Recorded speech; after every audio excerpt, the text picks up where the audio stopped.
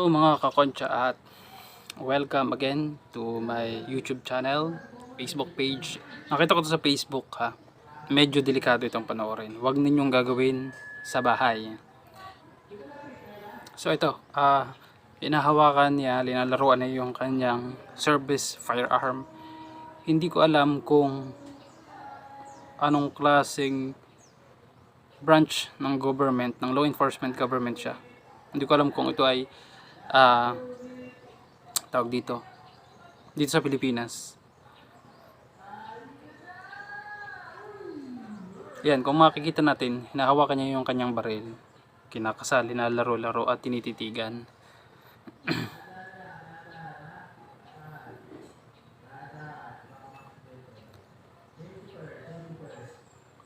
Naka-remove magazine din siya, kung makikita nyo, naka-remove magazine siya. Tapos tinitingnan niya, pinag-aaralan niya.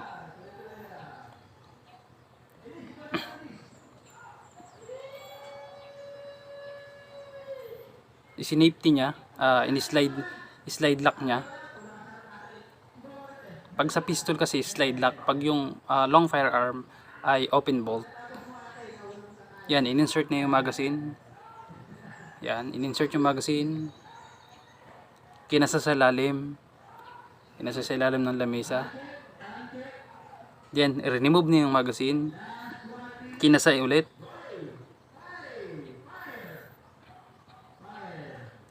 Kinasa pa ng isa, pumutok na. Yan, tinamaan na sa paa. Dugo na ang paa. Oh, dugo na ang paa. Sambulat na ang dugo.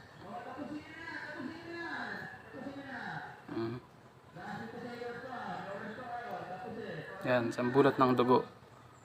Napakadelikado kasi ng baril kapag hindi mo alam yung cardinal rules of gun safety.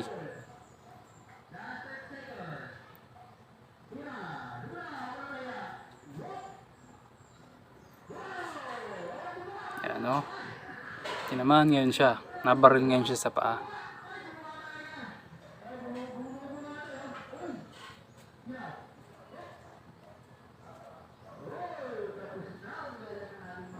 Siguro sa kanya yan kasi may bag siya may sling bag siya.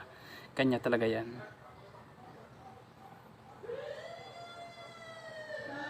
Napakadami ng dugo, tingnan mo. Cardinal rules of gun safety. Number 1 is may four rules to.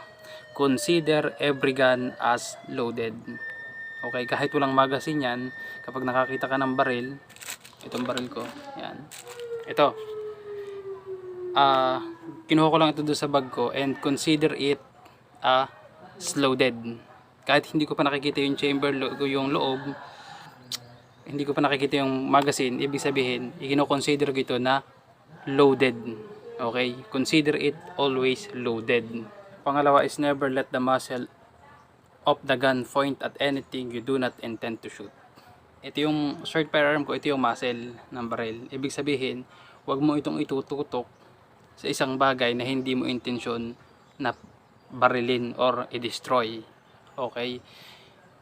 Lalo na sa halimbawa, yung katulad ng ginawa nung lalaki kanina, tinutok niya sa baba pero nakatapat sa kanyang paa.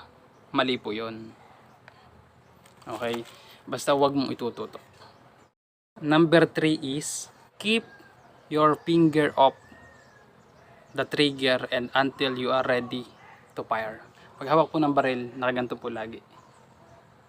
Naka-trigger finger out po. If you're ready to fire, pwede mo na pong i-shoot dito sa trigger. Pero kung you are not ready to shoot, laging naka-trigger finger out po. 4 is be sure of your target and what is behind or around of it.